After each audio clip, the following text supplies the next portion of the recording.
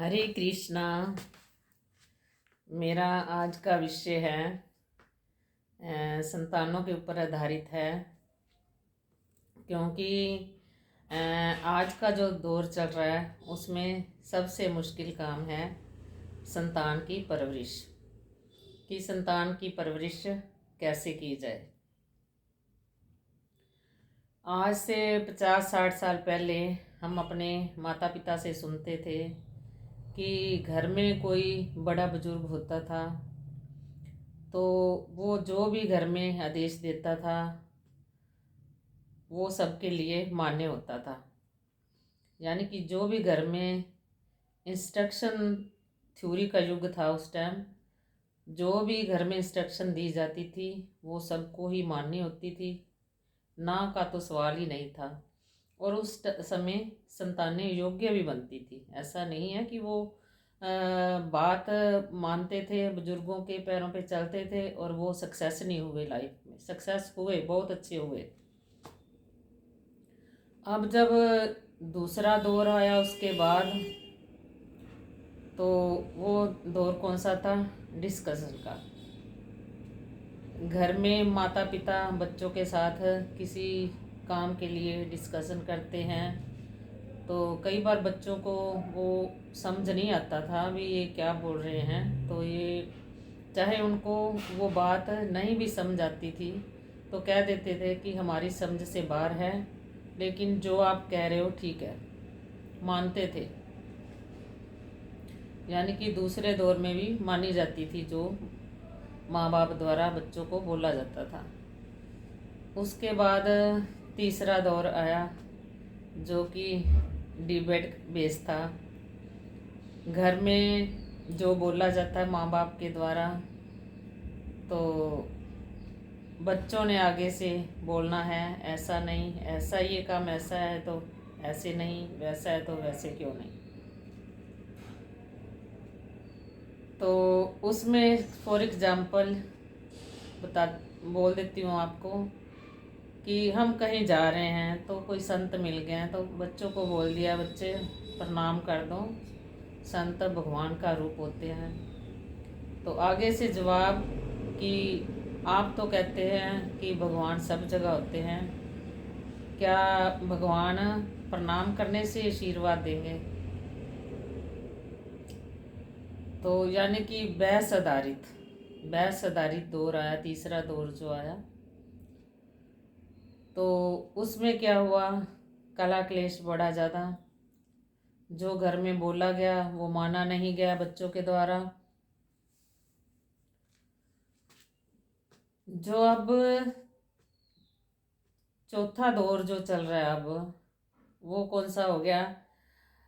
Instruction दौर भी ख़त्म हुआ, डिस्कशन भी ख़त्म हुआ, डिबेट भी ख़त्म हुआ।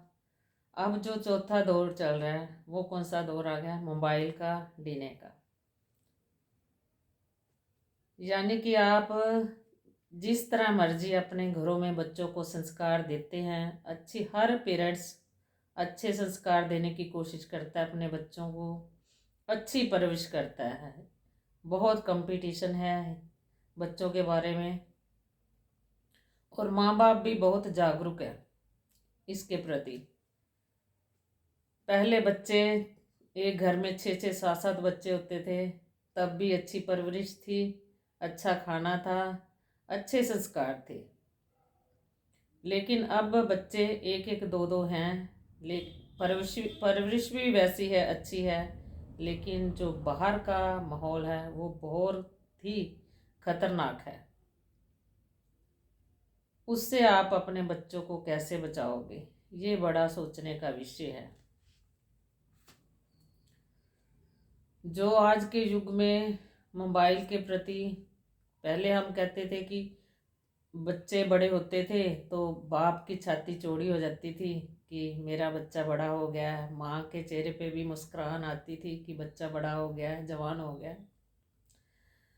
अब जब बच्चे जवान होते हैं तो बाप की कमर झुक जाती है मेहनत कर कर के उसको, उसकी परवरिश में, कि इसको अच्छे से अच्छा मैं एजुकेशन दूं, अच्छी से अच्छा इसको मैं सेटल करूं।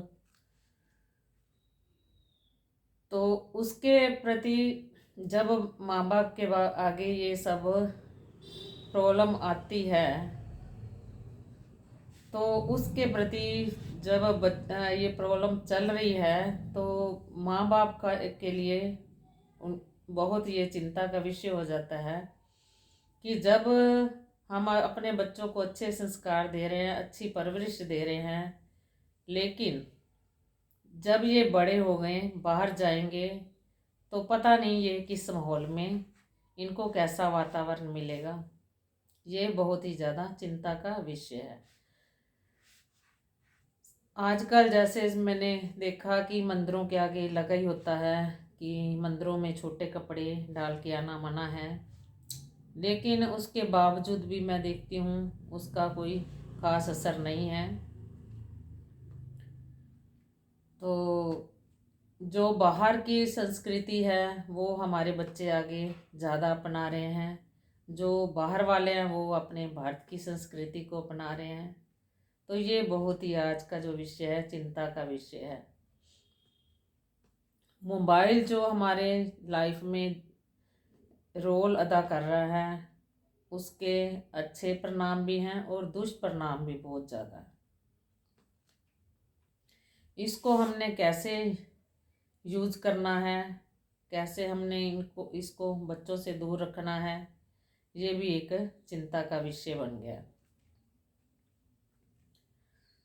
तो यानी कि दीपक अभी जला ही था और उसकी रोशनी अभी थोड़ी दूर ही गई थी और अंधेरा हो गया और दीपक को किसी की नज़र लग गई। तो ये थोड़ा सा मुझे इसके ऊपर मैंने थोड़ा सा सोचा कि आज जो वेशभूषा है, मैं कई बार वृंदावन गई तो वहाँ पे देखती हूँ जो बाहर की हैं वो लेडीज़ हैं, अंग्रेज़ ने वहाँ पे इस्कॉन टेम्पल में होती हैं, वो किस तरह वेशभूषा डालती हैं, साड़ी डाल के तिलक लगा के उनकी वेशभूषा होती है। हरे कृष्णा का जाप करना, हरे कृष्णा हरे रामा 8 टाइम जाप करना। तो इसके प्रति थोड़ा सा मन में था कि आज जो पेरेंट्स को बच्चों के बारे में, परवरिश के बारे में चिंता है, तो ये चिंता कैसे ख़त्म होगी जब तक हम सारा अपना माहौल इस सारे माहौल को हम ठीक ना कर लें। कि बाहर का माहौल भी हमारी जो सब जगह वेशभूषा एक जैसी हो, हम एक दूसरे को देखें भी, हमने मंदिरों में कैसे जाना है, कथा वार्ता जहाँ होती है, सत्संग में कैसे जाना है।